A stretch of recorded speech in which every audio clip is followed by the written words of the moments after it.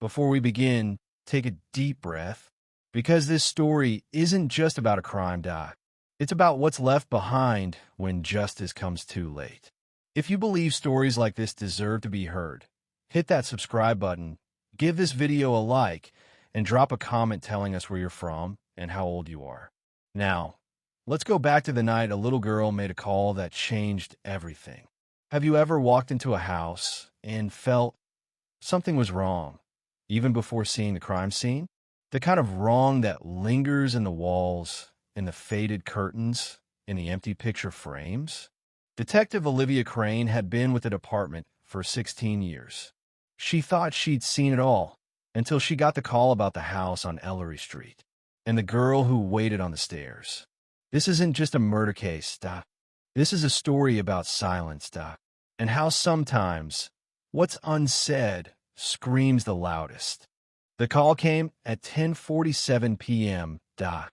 Possible homicide. 338 Ellery Street. Caller is a child, 9 years old.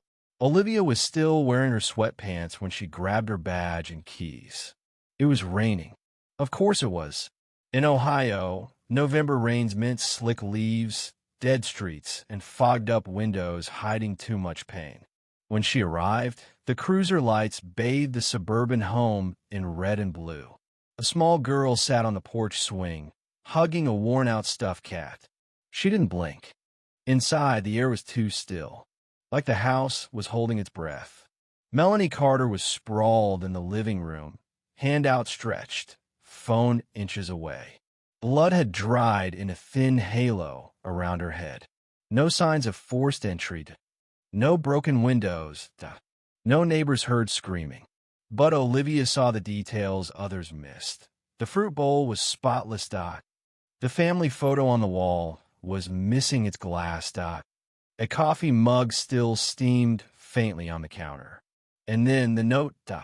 Not a suicide note. A list. Call Bethany. Pick up Ava's medicine. Talk to Jack about the lease.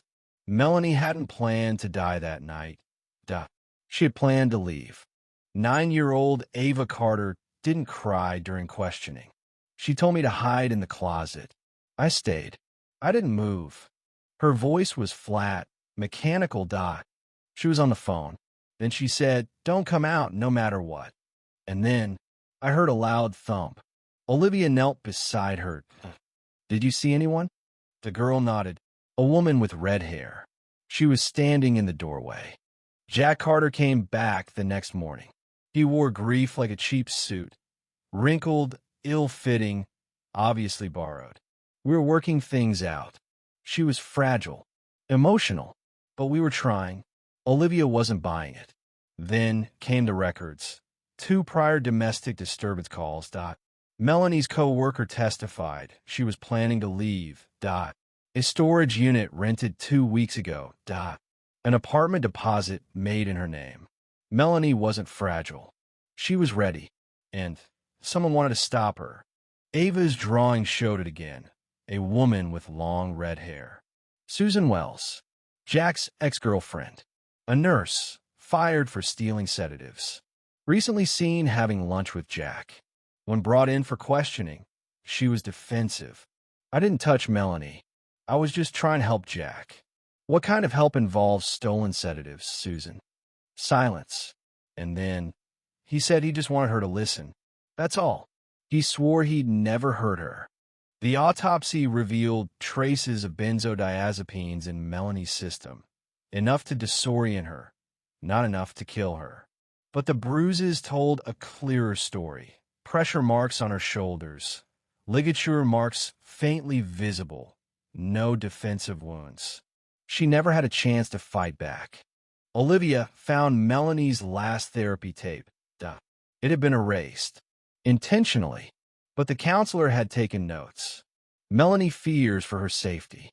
Believes Jack has been tracking her. Suspects someone, a woman, is watching the house.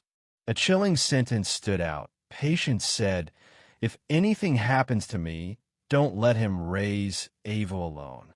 With mounting pressure, Susan cracked. "He called me that night. Said it went too far. Told me to come clean the house. I didn't kill her, but I didn't stop him either.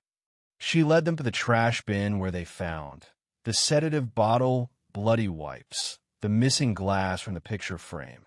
Jack was arrested while picking up his dry cleaning. His only words to Olivia were, "She was leaving me. I couldn't let her take Ava." The trial took months. Susan testified. Ava, too young to appear, had her drawings submitted as evidence. One showed a red-haired woman pouring something into a cup. Another showed her father with his hands around her mother's neck.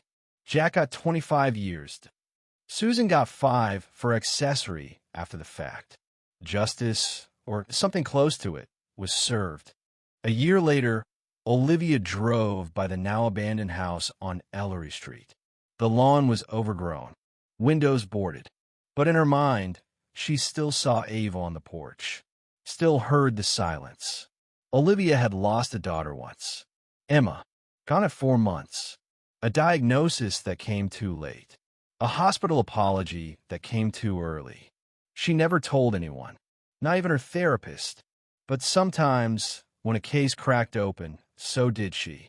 And maybe, in saving Ava from a father's grip, Olivia saved a part of herself.